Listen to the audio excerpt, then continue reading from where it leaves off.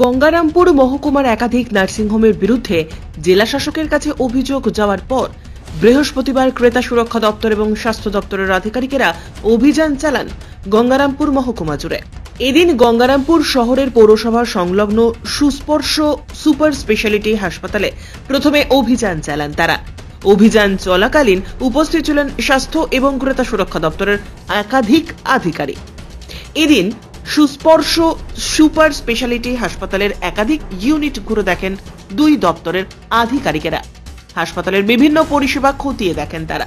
পাশাপাশি বেসরকারি চিকিৎসা প্রতিষ্ঠানে চিকিৎসার খরচজনিত কোনো ডিসপ্লে বোর্ড কেন নেই তা নিয়ে প্রশ্ন তোলেন আধিকারিকেরা।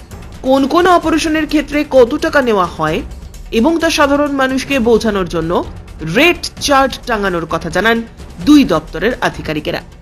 যদি তা না করা হয় তাহলে পরবর্তীতে কড়া পদক্ষেপ নেওয়া হবে বলে জানিয়েছেন তারা।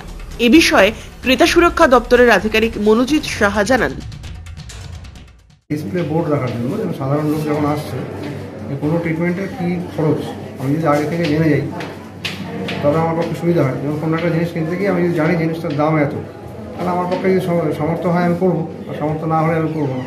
সেই জন্য ওনাদেরকে আমরা বলেছি যে কোনো ট্রিটমেন্টের প্যাকেজ রেট এটার জন্য এত, এটার জন্য এত, যেন একটা ডিসপ্লেতে দিয়ে দেবো ওনার বাইরে, যেন যখনই পেশেন্ট আসবে পেশেন্টের পরিবার যেন জানতে পারে আমার সর্বোচ্চ কত খরচ হতে পারে, খরচটা যেন কখনোই তার উপরে না যায়। এটা আমরা ওনাদেরকে বলেছি এবং ওনারা বলেছেন খুব শীঘ্রই আমরা করে দেবো। ঠিক আছে। এবং একই চিত্র তো অন্যান্য নার্সিংহোমগুলোতেও, অন্যান্য জায়গায় আমরা গিয়েছিলাম, বুনিয়াদপুরে গিয়েছিলাম, সেখানে আমরা বলে এসেছি যে যেন রেট চার্ট আছে একটা, সে কোন টেস্টের কত রিপোর্ট সেটা, কিন্তু প্যাকেজ টেস্টের যেটা ব্যাপার সে প্যাকেজের রিপোর্ট কোথাও নেই। মানে কত টাকা লাগবে আমাকে একটা সিজারিয়ান সেকশন করতে গিয়ে একটা অন্য কোনো অপারেশন করতে, টোটাল আমার কত খরচ এই খবরটা কোথাও বলা নেই। আমরা বলে এসেছি যেন প্রত্যেকেই সেটা ডিসপ্লেতে রাখে, তারা কথা দিয়েছে ডিসপ্লেতে রাখবে, নেক্সট বারে না পেলে আইনানুগ ব্যবস্থা নেওয়া হবে। স্যার মূলত কী কারণে এই ধরনের অভিযান আপনারা চালাচ্ছেন? কিন্তু এর আগে আমরা আমাদের একটা কমিটি আছে, আগেও বলেছিলাম, district consumer protection council DM সাহেব চেয়ারম্যান, ওনার নির্দেশে এগুলো মানে বিভিন্ন টাইপের ইন্সপেকশন আমরা করছি। এর আগের গত সপ্তাহে আমরা খাবারের উপর করেছিলাম, বিভিন্ন খাবারের দোকানে, যেখানেই কনজিউমারদের স্বাস্থ্য জড়িত আছে সেখানেই এই টাইপের ইন্সপেকশনগুলো আমাদের ব্যাপার আছে। তো এখানে যেহেতু কিছু অভিযোগ এসেছিলো যে রেট চার্ট, আমরাও দেখছি রেট চার্ট নেই বেশিরভাগ জায়গাতেই, তো রেট চার্টগুলো যেন ইমপ্লিমেন্ট করা হয় সেটা ডিএম সাহেবও বলেছেন, যেটা দেখে রিপোর্ট দেওয়ার জন্য আমরা দেখলাম আজকে সেইভাবে রিপোর্ট দেওয়া হবে। ঠিক।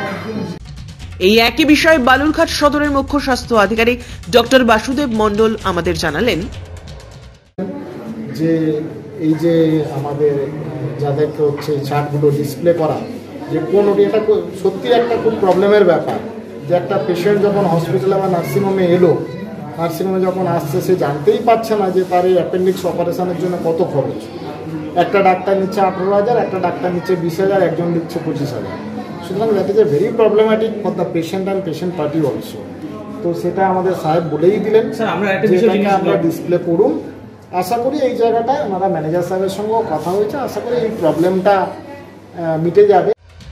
এর পাশাপাশি এদিন বুনিয়াদপুরের বিভিন্ন নার্সিংহোম পরিদর্শন করেন ক্রেতা সুরক্ষা দপ্তর এবং স্বাস্থ্য দপ্তরের আধিকারিকেরা।